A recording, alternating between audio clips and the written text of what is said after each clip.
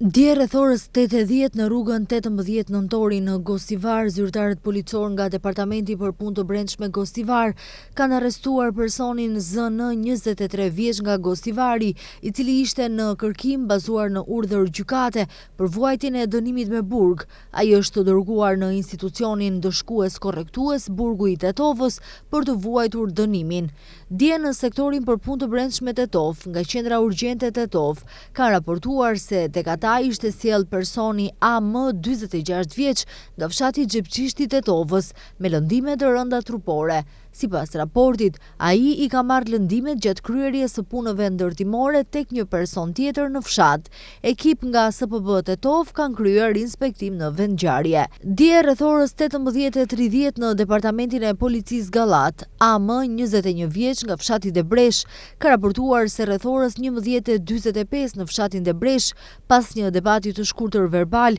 është sulmuar fizikisht nga EN nga i njëjti fshat, po merren masa për zbardhjen dhe dokumentimin e rastit. Mbrëm rreth orës 19:10 në rrugën Kristian Todorovski, Karposh në Tetov, zyrtar policor nga sektori për punë të brendshme Tetov kanë privuar nga liria personin ML 33 vjeç nga Tetova, sepse tek ai është gjetur dhe konfiskuar marijuan. Ai është mbajtur në stacionin policor dhe pas dokumentimit të rastit do të përgatitet për ashtresë përkatëse. Mbrëm rreth orës 21:40 në Gostivar, zyrtar policor nga Departamenti për Punë të Brendshme Gostivar kanë privuar nga liria 30 vjeçaren MPJ nga fshati Vollkovi e Gostivarit, duke vepruar sipas një raporti nga menaxherja në një kazino në Gostivar, se gjatë kontrollit në kazino ka konstatuar se në ark mungonte qarkullim prej 816.297 denarësh dhe se punonjësja kishte transferuar kredi elektronike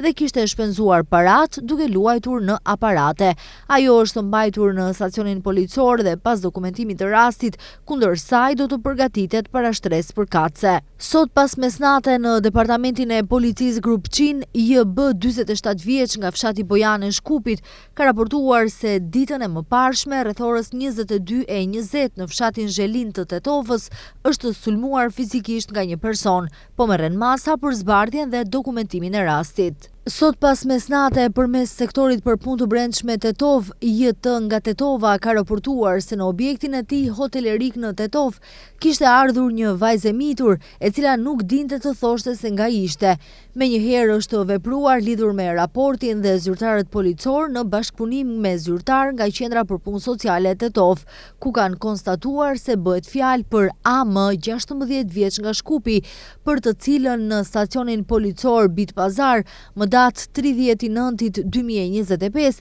nëna e saj AM 51 vjeç kishte raportuar se ishte larguar nga shtëpia.